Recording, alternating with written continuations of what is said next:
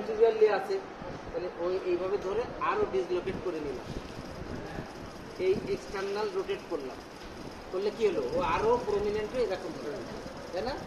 তারপরে ট্র্যাকশন এই যে এইভাবে দিয়ে আবার মানে ইন্টারনাল রোটেশন বসে। এত সোজা না কিন্তু জিনিসটা, যত সোজা হবে প্র্যাকটিস দরকার sir.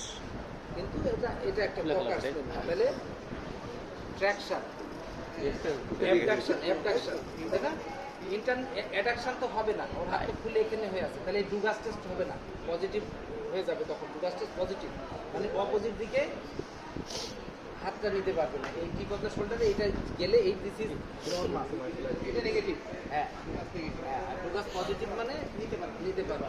Orthopaedics and martial arts. তাহলে এইরকম খুলে আছে ককারসে, অ্যাবডাকশন আরো করে নিলাম, তাহলে সুন্দর হলো না, রিলিজ হলো না, ও তো অ্যাবডাক্টেড অবস্থায় আসছে, যেহেতু সামনে হয়ে আছে, তাহলে অ্যাবডাক্টেড পর এখানে একটা হাত দিয়ে এই টান রাখলাম, তাহলে এর নিচে নামতেছে আস্তে আস্তে। জি স্যার।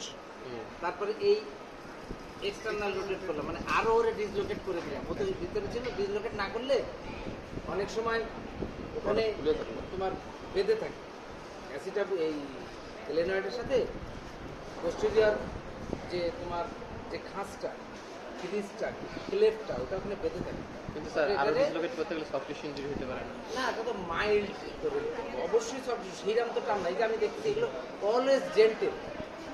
এনি ডিসলোকেশন কারেকশনের সময় ওই পজিশনটাতে আরো অ্যাগ্রাভেট করে নিতে হয়, ওটারে আরেকটু বাড়ায় নিতে হয়, সেটা তো হালকা এই ধরে সব জেন্টেল, ওই তাড়াহুড়ো না, কিন্তু বিড়ি করালে জেন্টেল হবে না, এই আরো একটু হলো। জি স্যার, টার্ন রোটেশন স্যার। বলে স্যার এবার এই মিডলে রোটেট করে এইটা কি বেশি করে নাকি ফুলটা বেশি করা? ওইটাই বেশি করা, ওটা তো জিয়ে দিয়ে তো, আর এটা এমনি উইদাউট জিয়ে দিয়ে তারপরে করো, এমার্জেন্সিতে লাগে স্যার। এরকম করে।